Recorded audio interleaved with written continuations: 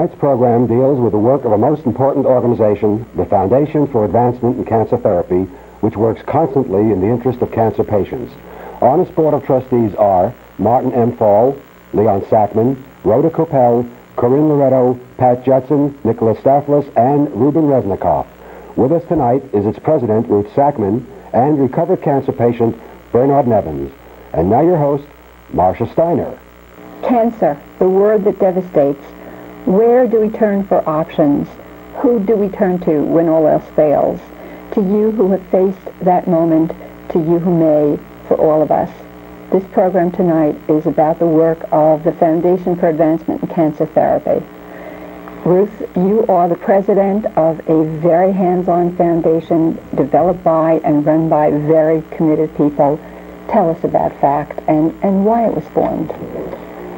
Well, it was formed by a group of people who unfortunately had agonized with cancer, either as individuals or with a family member. And through that process, of course, they discovered that despite all of the billions of dollars that were being spent on the war on cancer, that the cure was still elusive. Mm-hmm.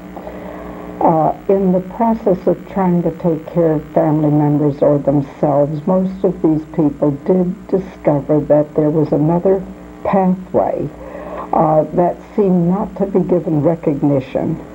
It was based on cancer being a systemic problem and handled as a biological repair. Mm-hmm. It was a breakdown of body chemistry, and the practitioners felt that instead of concentrating or focusing on tumor reduction, that the emphasis ought to be on host repair. And so you proceeded over, what is this now, 18 years? 18 years. Yes, yes. What are some of the goals of the organization? Well, the goal, of course, is for the medical community to recognize other therapies and incorporate them into their protocols and utilize them wherever it is expedient. Our fight is not necessarily with what the doctors are doing today, although we feel the radiation and chemotherapy does harm the host. It's not our role to decide how that patient ought to be treated, but we think that they ought to have options and have non-toxic therapies as well. Yes, and so that relates directly to your philosophy, the philosophy of the foundation. Correct. Yes. When an individual calls you for information, help, guidance, what happens? Well, we serve that cancer patient as a clearinghouse. We've investigated all of the therapies, and we're knowledgeable about the conventional therapy as well. You must have a total picture in order to be able to provide competent help for the patient. But the choice as to what they want to do is left up to them. All we can do is to give them a clear description of both conventional therapy and what some of the biological alternatives are, inform them as to how they work, and let the patient make the final decision. Mm-hmm. We'll cooperate with them if they use an alternative therapy. We'll cooperate with them in any way we possibly can. If they choose the conventional system and they want a good dietary program to go along with it to strengthen the host, to establish some sort of ability to resist the too much damage from radiation and chemotherapy, we'll support them in that as well. Now, when you say the patient, I guess you also mean the person who is prevention-oriented, who perhaps has a predisposition, a family history. Oh, yes. We have no limits on the kind of help we'll offer. Certainly, it makes more sense to prevent cancer than to attempt to cure it. It's much easier to prevent. What is the role of the foundation in prevention? We'd like to encourage people to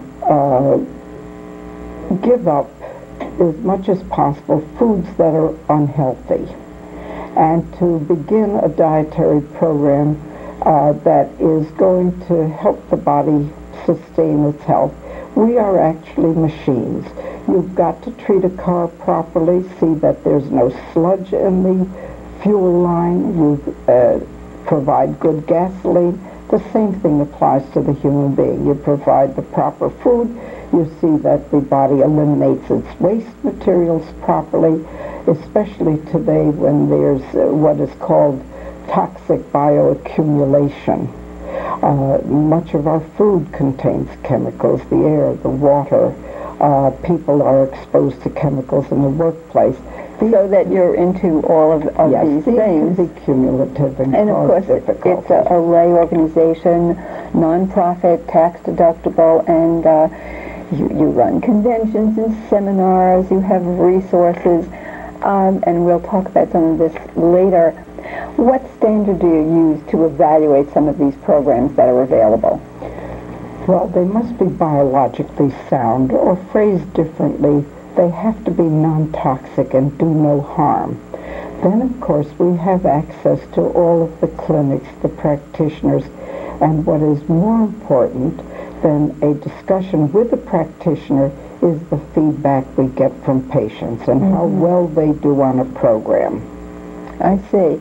And of course, you're not talking about do-it-yourself, and yet there is a very strong role that the individual plays for himself. What is that role, Well, role of the family? Actually, the cancer patient does all of the work, but with guidance, using someone who knows the program very well and knows how to take them through the various processes that they must go through.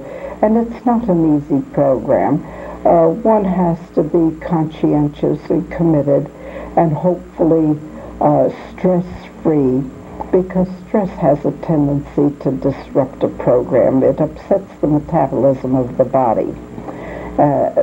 So that the practitioner will try to guide the patient to not only have the proper dietary program, the detoxification procedure, but if the practitioner recognizes that there's too much stress, a referral will be made to some support group or into analysis if necessary.